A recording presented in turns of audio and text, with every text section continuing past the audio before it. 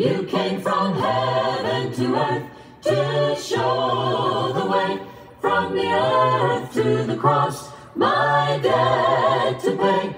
From the cross to the grave, from the grave to the sky, Lord, I lift your name on high.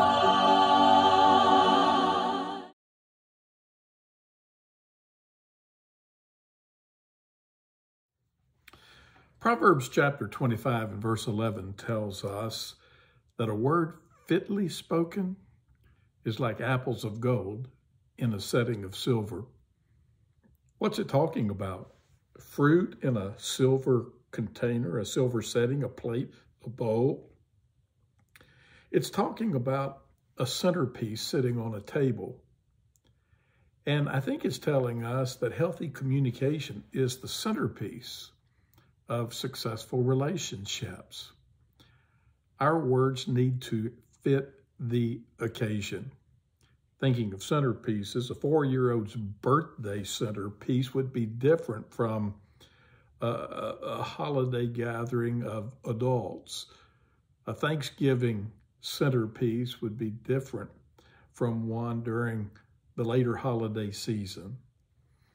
So we need to be careful about our words, discerning about our words, purposeful about our words, so that they are timely and so that they are beneficial.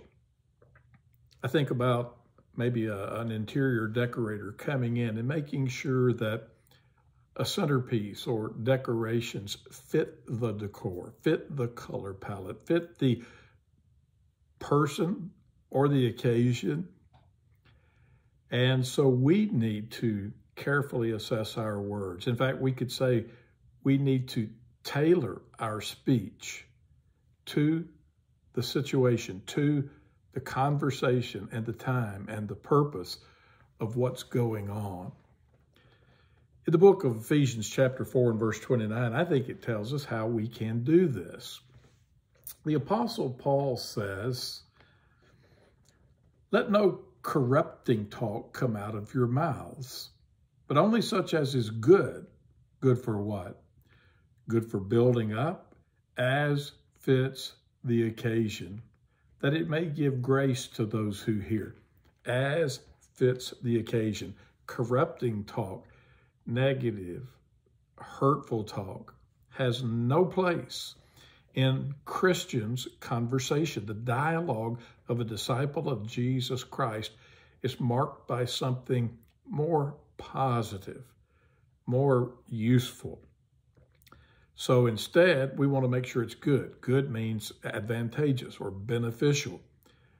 Good for what? For building people up, elevating them, leaving them better off than before.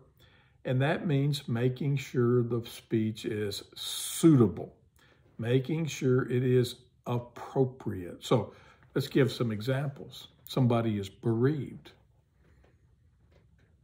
Platitudes may not be fitting words. It may be no words are best, and just to minister to people with your presence. Or we think about someone who is backsliding, and you can go in and speak words that are true about the situation, and yet they're not really helpful. A person who is drowning doesn't need more water, and a person who is conscious of their failures doesn't need you to pile on with more guilt.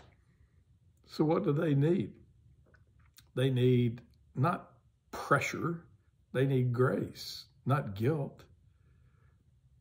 Or somebody who is burdened with problems.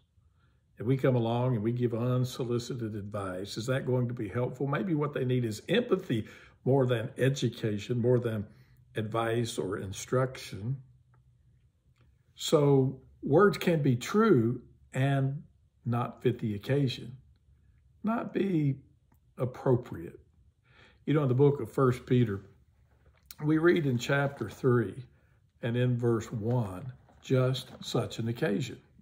It says, "Likewise, wives, be subject to your own husbands, so that even If some do not obey the word, they may be won without a word by the conduct of their wives. He says, when they see your respectful and pure conduct. And what's the point? He says, once you have spoken about Christ, once you've invited them to join you for services, there comes a point when more pressure doesn't help. It turns into nagging. And nagging is not effective. The Bible tells us again and again, it just doesn't work. So you can speak true words, and you may speak well-intended words, but they may not fit the occasion.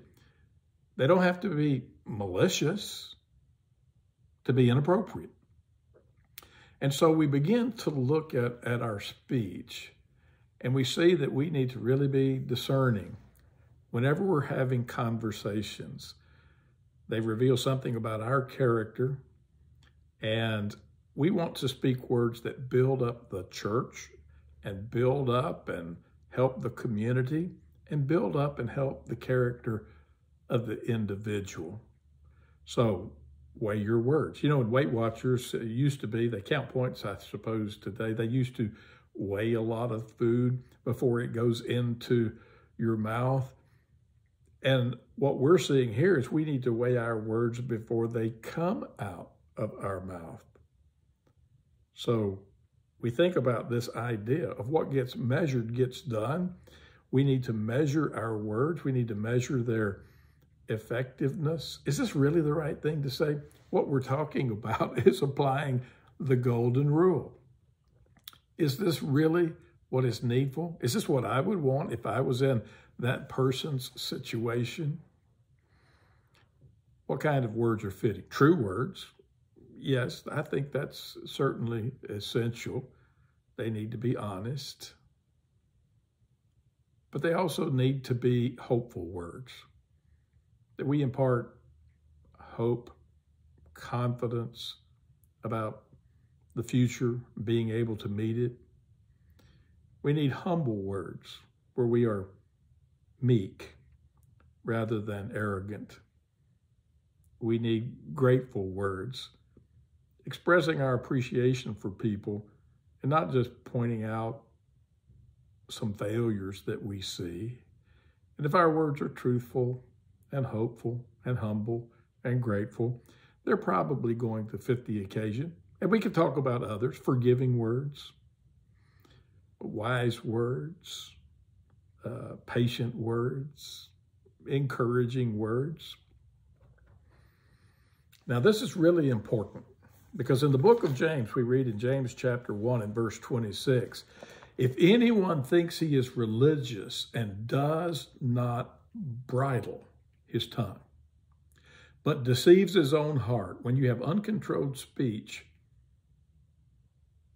you're deceiving yourselves and thinking that you're helping people when you're not. You're discouraging them.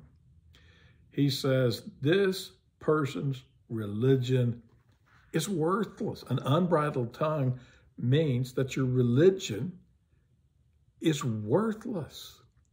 It is futile. It has no value, particularly to other people. So we need to understand that our words need to build people up and impart grace rather than discourage them, rather than diminish them. So what is this going to take? Well, the right words at the right time, they're beautiful things. And it's going to take a lot of work. It's going to take a lot of self-awareness and a lot of honesty to make this shift to be kinder in our speech. In Matthew chapter 12 and verse 36, it warns us not to think that we can excuse the words that we say that are harmful because, well, we didn't really mean to hurt anyone. We didn't intend to devastate them. Well, that's not the only question that needs to be asked.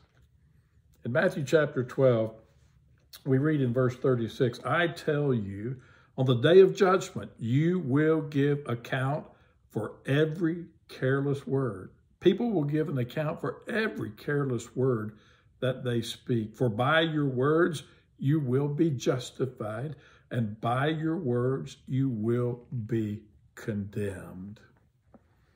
So at the judgment, what are you going to see? Your own words are going to be there to bear witness for you or against you, because your words reveal your heart. And we want to be sure that the words we speak show a caring heart, so that what is said fits the occasion. Well, I hope you enjoy your discussion tonight as we try to become kinder people through fitting words. God bless.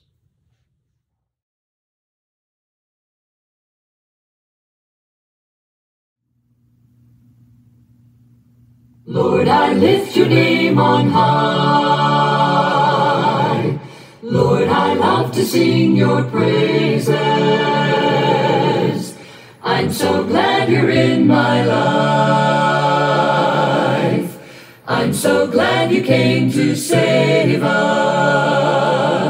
You came from heaven to earth to show the way, from the earth to the cross, my debt to pay, from the cross to the grave, from the grave to the sky. Lord, I lift your name on high.